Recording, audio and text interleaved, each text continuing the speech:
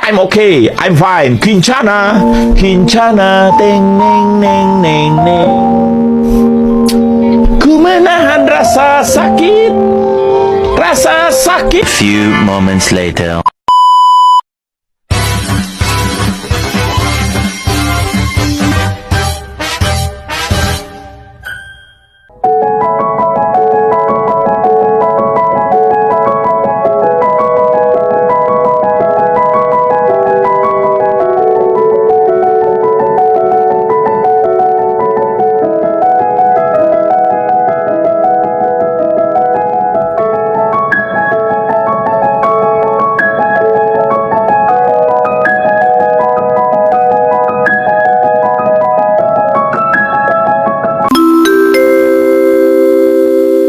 Saatnya jam pertama dimulai. Baik anak-anak, hari ini kita akan masuk ke bab 2 tentang globalisasi. Sebelum itu, apakah ada yang tahu apa itu globalisasi? Saya Pak. Globalisasi adalah munculnya sebuah sistem ekonomi dan budaya global yang membuat manusia di seluruh dunia menjadi masyarakat tunggal yang global. Itu menurut Afif, apakah ada yang bisa memberikan pendapat yang lain? Hai Pak, kalau menurut saya, suatu proses radikalisasi dan universalisasi nilai modernis peradaban Barat ke seluruh penjuru dunia, yang kemudian berkembang menjadi modernitas global. Apa benar Pak? Baik, apa yang telah kalian jawab tadi semuanya benar. Tidak ada yang salah, akan tetapi itu merupakan globalisasi menurut para ahli. Ya Pak, kalau yang menurut saya itu dari Copen dan Payne. Kalau dari menurut saya, Anthony Giddens. Itu jika menurut para ahli. Sementara globalisasi merupakan integrasi dan interaksi bertahap di antara entitas individu dan negara yang berbeda di seluruh dunia. Oke, globalisasi adalah sebuah istilah yang memiliki hubungan peningkatan keterkaitan antar bangsa dan antar manusia di seluruh dunia melalui perdagangan, investasi, perjalanan, budaya, populer, dan bentuk-bentuk interaksi yang lain. Menurut Cochrane dan Payne, globalisasi yakni munculnya sebuah sistem ekonomi dan budaya global yang membuat manusia di seluruh dunia menjadi sebuah masyarakat yang tunggal dan global. Juga menurut Giddens, globalisasi adalah suatu proses radikalisasi dan universalisasi nilai-nilai modernitas peradaban Barat ke seluruh penjuru dunia, yang kemudian berkembang menjadi modernitas global. Sementara pengertian globalisasi secara umum adalah proses integrasi dan interaksi bertahap di antara entitas individu dan negara yang berada di seluruh dunia. Aduh, kenapa ya nilai saya jelek? Kenapa? Kayaknya sih kenapa? Ya enggak, cuma nyamperin aja ke sini. Kenapa tuh? Ini nih nilai latihanku jelek gara-gara nggak ngerti pembahasan dari yang diajarin Pak Guru. Materi apa tuh? Kalau boleh tahu. Ini tentang globalisasi. Masuknya globalisasi maksudmu? Ya. Oh, aku tahu tuh materi itu. Penjelasan sampai aku paham. Boleh. Baik, jadi itu dimulai pada saat abad 1000 sampai dengan 1500 sebelum Masehi. Dan itu terjadi perdagangan antar negara, yaitu pedagang Cina atau Tiongkok bersama dengan pedagang dari India. Mereka itu melakukan perjalanan untuk berdagang ke luar negeri melalui dua jalur, yaitu jalur darat atau sutra atau jalur laut. Oh, oke. Tapi bentar, maksud jalan sutra? Jalur sutra itu dimaksud adalah komoditas perdagangan dari Cina yang berupa banyak sutra atau penghasilan sutra, dan ini melalui jalur yaitu Chang'a atau dari Cina dan dengan Antioquia Suriah. Jadi itu adalah maksud dari jalur sutra. Oh gitu. Nah, tadi kan itu fase perdagangan antara Tiongkok dan juga India kan. Nah, sekarang fase selanjutnya itu adalah dominasi perdagangan kaum muslimin di Asia dan Afrika. Nah, dominasi ini itu berada di daerah-daerah tertentu. Contoh Jepang, Venesia, Genoa, bahkan Indonesia. Berarti ini fase tentang dominasinya bangsa Arab pada perdagangan berarti. Iya, tapi bukan dalam bidang perekonomian saja, tapi juga mereka juga menyebarkan nilai-nilai agama dari budaya mereka, yaitu Islam. Gitu. Bahkan dengan abjad, arsitektur dan lain-lain sebagainya. Oh, saya cukup mengerti. Oke, itu kamu sudah mengerti ya, tapi masih ada banyak nih. Hah? Masih banyak? Boleh Iya. deh, coba jelasin. Baiklah, fase berikutnya itu adalah fase eksplorasi dunia oleh bangsa Eropa. Bangsa-bangsa Eropa ini itu meliputi daerah Belanda, Spanyol, dan juga Portugis dan Inggris. Nah, mereka ingin pergi menjelajahi dunia untuk mencari sebuah rempah-rempah atau semacamnya gitu. Fase berikutnya ditandai dengan eksplorasi dunia secara besar-besaran dari bangsa Eropa, Spanyol, Inggris, dan Belanda. Nah, pelopor dari eksplorasi ini, hal ini didukung pula dengan terjadinya revolusi industri yang terjadi di Inggris yang meningkatkan keterkaitan antar bangsa dan dunia. Pada saat itulah berkembangnya pola kolonialisasi yang membawa pengaruh besar terhadap difusi atau penyebaran antar kebudayaan di dunia. Gitu.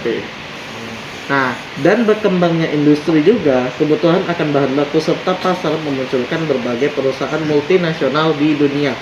Nah, di Indonesia misalnya, sekarang sejak diberlakukannya politik pintu terbuka, perusahaan-perusahaan Eropa membuka berbagai cabang di Indonesia. Contoh Freeport dan Exxon dari Amerika Serikat. Terus kedua adalah Unilever dari Belanda. Ketiga British Petroleum dari Inggris. Contohnya, perusahaan inilah yang seperti ini tetap menjadi ikon globalisasi hingga saat ini. Nah, fase berikutnya itu adalah kehancuran atau runtuhnya komunisme pada Perang Dingin yang sudah berakhir.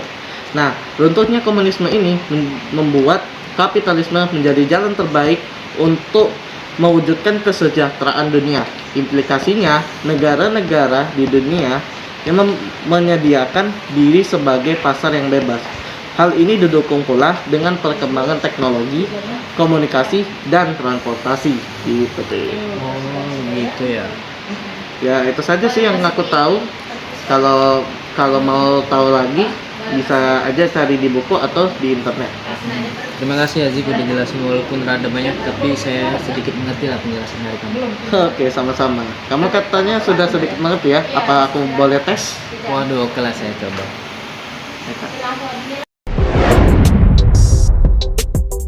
Jadi proses globalisasi memiliki beberapa fase. Di antaranya yang pertama, itu benih-benih globalisasi telah tumbuh ketika mulai mengenal perdagangan antar negara sekitar tahun 1000 dan 1500 sebelum Masehi.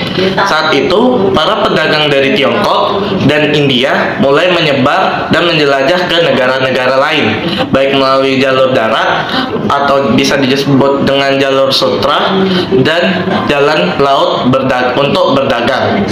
Yang kedua, itu adalah dominasi perdagangan kaum muslim di Asia dan Afrika. Kaum muslim membentuk jaringan perdagangan di Asia dan Afrika, itu meliputi negara-negara antara lain Tiongkok, yang kedua adalah Jepang, Vietnam, Indonesia, Malaka, Persia, pantai Afrika Timur, Laut Tengah, Venesia, dan Genoa. Nah, di samping membentuk jaringan dagang, kaum pedagang muslim itu juga menyebarkan nilai-nilai agamanya. Nama-nama, abjad, arsitektur, terus nilai sosial dan budaya Arab kepada warga dunia di daerah sana. Yang ketiga itu adalah eksplorasi dunia secara besar-besaran oleh bangsa Eropa. Pertama, Spanyol, Portugis, dan Inggris dan Belanda itu adalah pelopor eksplorasi ini. Hal ini didukung pula dengan terjadinya revolusi industri yang terjadi di Inggris yang meningkatkan keterkaitan antar bangsa dunia. Pada saat itulah berkembang pula kolonialisasi yang membawa pengaruh besar terhadap difusi atau penyebaran antar kebudayaan di dunia. 4. Berkembangnya industri, kebutuhan dan bahan baku, serta pasar memunculkan berbagai perusahaan multinasional di dunia. Di Indonesia, misalnya, sejak diberlakukannya politik pintu terbuka, perusahaan-perusahaan Eropa membuka berbagai cabangnya di Indonesia, Freeport dan perusahaan Amerika Serikat, Unilever dari Belanda, British Petroleum dari Inggris beberapa contohnya. Perusahaan multinasional seperti ini tetap menjadi ikon. 5. Ketika Perang Dingin berakhir dan komunisme dunia runtuhnya komunisme seakan memberi pembenaran bahwa kapitalisme adalah jalan terbaik dan mewujudkan kesejahteraan dunia. Implikasinya negara-negara di dunia menyediakan diri sebagai pasar yang bebas. Hal ini didukung pula dengan perkembangan teknologi komunikasi dan transportasi. Faktor pendorong globalisasi. 1. Berkembangnya teknologi dan komunikasi. Yang kedua adalah adanya kerjasama ekonomi internasional. Yang ketiga adalah berkembangnya perusahaan multinasional. Yang keempat adanya ketergantungan antar negara. Dan kelima itu adalah unsur budaya. Mari kita bahas satu-satu. Yang pertama, berkembangnya teknologi dan komunikasi. Faktor pertama ini yang menyebabkan globalisasi terjadi, yaitu berkembangnya teknologi dan komunikasi. Nah, dua bidang ini membuat banyak keperluan di dua wilayah atau di antar negara yang berjarak jauh berjalan lebih lancar. Selain itu, negara dengan teknologi yang maju bisa memanfaatkan di berbagai kehidupan termasuk bisnis, pendidikan, atau perkantoran. Sedangkan berkembangnya komunikasi dan informasi membuat kemajuan teknologi yang ada bisa tersebar dengan mudah. Bahkan perkembangan ini membuat banyak orang di seluruh dunia bisa terhubung dengan mudah. Nah, teknologi komunikasi dan informasi memungkinkan manusia untuk berinteraksi, berbagi, dan mengakses informasi dari seluruh dunia dengan cepat dan mudah. Internet juga, atau internet media sosial, aplikasi, dan perangkat canggih seperti smartphone, laptop, dan tablet itu adalah contoh-contoh teknologi komunikasi dan informasi yang mendukung globalisasi. Yang kedua, adanya kerjasama ekonomi internasional. Faktor lain globalisasi menjadi cepat berkembang dan terjadi di mana saja adalah adanya kerjasama ekonomi internasional. Kerjasama secara global ini menimbulkan banyak kesepakatan perdagangan yang terjalin antar negara, sehingga interaksi antar negara menjadi lebih sering terjadi yang berdampak pada globalisasi. Perekonomian global tidak lagi hanya didasarkan pada pertanian atau industri, tetapi didominasi kegiatan perekonomian tanpa bobot atau weightless ekonomi dan tidak berwujud atau intangible ekonomi. Produk perekonomian ini berupa informasi, perangkat lunak, produk media hiburan, dan jasa berbasis internet. Perekonomian di masa globalisasi juga disebut dengan knowledge-based economy atau perekonomian berbasis pengetahuan. Contoh produknya adalah transfer data dan pengetahuan secara real time dan atau online melalui pemanfaatan teknologi komunikasi dan informasi.